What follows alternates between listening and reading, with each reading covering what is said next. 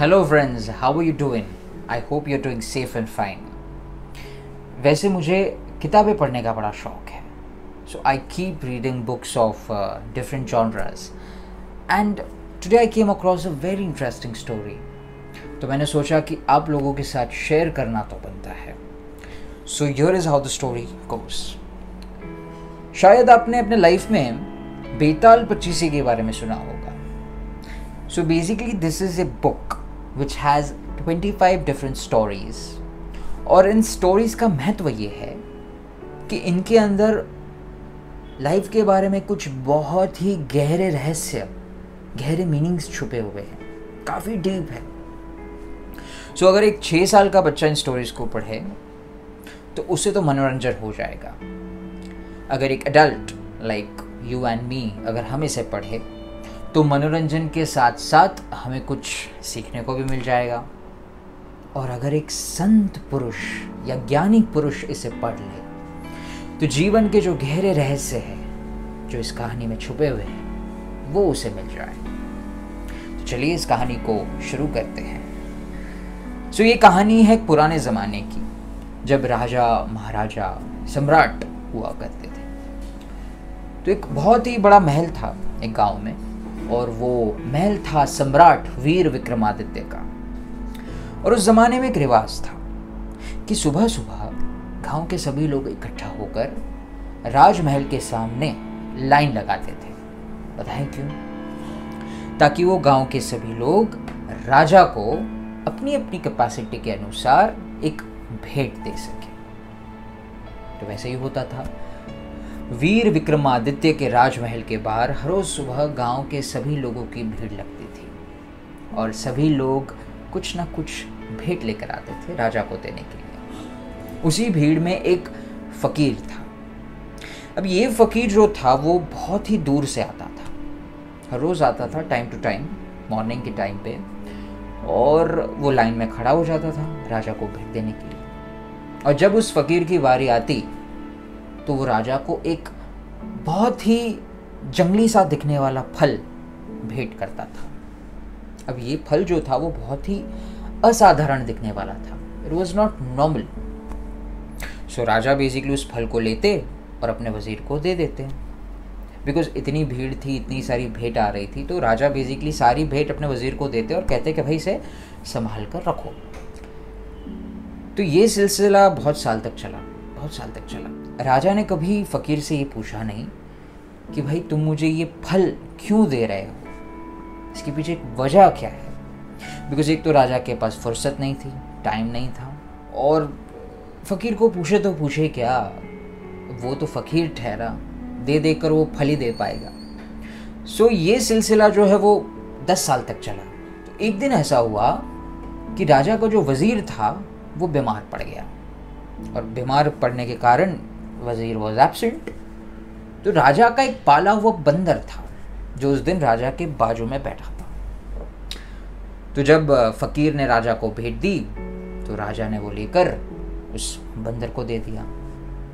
अब बंदर का तो आपको पता है, जैसे ही उसे वो फल मिला वो तो उस पर टूट पड़ा और सारा का सारा फल 2 मिनट के अंदर खा गया। लेकिन जब ही वो बंदर ने वो फल खाया तो फल के अंदर से एक चमकदार हीरा जमीन पर आ गिरा। जब वीर विक्रमादित्य ने यह देखा तो वो तो दंग रह गए। उनके पास कोई शब्द नहीं थे, और जो भीड़ इकट्ठी हुई थी वहां पर सन्नाटा छा गया। राजा को समझ नहीं आया कि ये हुआ क्या। तो राजा ने क्या किया? राजा ने तुरंत ही अपने वजीरों को बुलाया और उनसे कहा कि आज तक 10 साल में मैंने तुम्हें जो भी फल दिए हैं वो फल तुमने कहाँ रखे हैं। अब वजीर भी बड़े चौकन्ना हो गए, सोच में पड़ गए कि भाई राजा को फल की याद कैसे आई और फल की जरूरत राजा को क्यों पड़ेगी। लेकिन फिर भी जो वजीर थे वो बड़े इंटेलिजेंट थे। उन्हें पता था कि राजा के यहाँ पर बहुत ही संभल कर रहना पड़ेगा, क्योंकि राजा जो है वो कभी भी किसी को भी कुछ भी सवाल कर सकते हैं और उसका जवाब वजीरों के पास होना चाहिए। तो वजीरों ने क्या किया कि पिछले 10 साल में जब भी राजा ने उनको वो फल दिया, उन्होंने वो फल लेकर एक बड़ा सा रूम था, एक हॉल था, उस हॉल में जाकर उस फल को वो संभाल कर रख देते थे। तो वजीरों ने कहा, महाराज वो सारे फल जो आपने हमें दिए वो हमने बड़े ही संभाल कर एक रूम में रखे हैं, अगर आप हमारे साथ आए तो हम आपको वो फल ज़रूर दिखा सकते हैं। तो राजा ने कहा कि चलिए जाते हैं, और वहाँ पर फ़कीर को भी बुलाया गया। जब वजीरों ने वो दरवाज़ा खोला तो राजा ने देखा कि सारे फल सड़ चुके हैं। अब जाहिर सी बात है, 10 साल तक अगर आप कोई फल को संभालोगे तो वही सड़ना ही है। तो सारे फल सड़ गए थे, लेकिन राजा ने हुक्म दिया कि एक एक फल को लाया जाए और उसे तोड़ा जाए। और ठीक वजीरों ने वही किया। एक एक फल राजा के सामने लाया गया और उसे तोड़ा गया। और जब एक एक फल को तोड़ा गया तो आपको पता है क्या पाया गया? उस हर एक फल के भीतर एक डायमंड, एक चमकदार हीरा छुपा हुआ था, जिसे देखकर राजा के होश उड़ गए।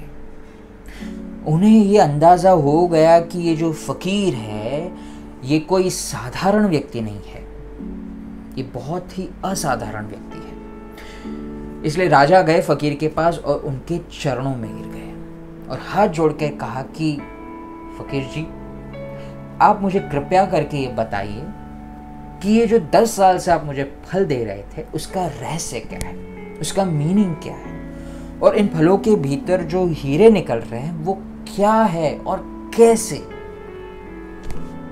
तब पता है फकीर ने क्या कहा कि ये जो फल है वो जीवन का स्वरूप है, क्योंकि हर दिन जीवन आपको एक जंगली सा दिखाई देने वाला फल प्रस्तुत करता है भेंट के तौर पर। अब ये आपके ऊपर है कि क्या आप उस फल के भीतर के हीरे को परख पाते हो या नहीं, और ये डिपेंड करता है आपके होश पर।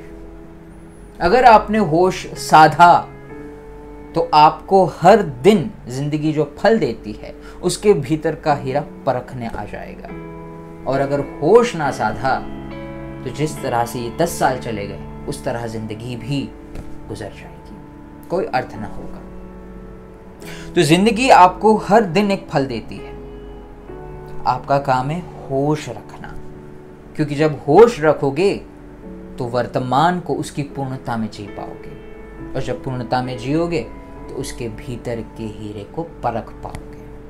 और अगर होश ना रखा तो जिंदगी यूं ही बह जाएगी। लेकिन अभी आप पिछले 10 साल के गवाए हुए हीरो के बारे में चिंता ना करें, क्योंकि चिंता करने पर भी वर्तमान को तो आप गवा ही दोगे, और ना ही आप भविष्य के बारे में सोचे कि किस तरह से इन सारे फलों को इकट्ठा कर कर उनके भीतर के हीरो को लेकर मैं जिंदगी का सबसे बड़ा सम्राट बन जाऊं। ना, ये भूल भी ना करना, क्योंकि भविष्य के बारे में सोचोगे तो भी गवाओगे तो वर्तमान को ही। करना सिर्फ इतनी सी बात है, होश को साधना है इस पल को लेकर, क्योंकि जब भी जिंदगी होगी तो वो यहीं होगी और अभी होगी, कल नहीं होगी। आज तक आपने कभी देखा है कल को आते हुए? नो, कल कभी नहीं आता, क्योंकि कल जब भी आएगा वो यहीं और अभी बनकर आएगा। तो कल में नहीं जीना, परसों में नहीं जीना है अभी। तो यही इस कहानी का मर्म है। मैं उम्मीद करता हूं कि आपको ये कहानी पसंद आई। शुक्रिया।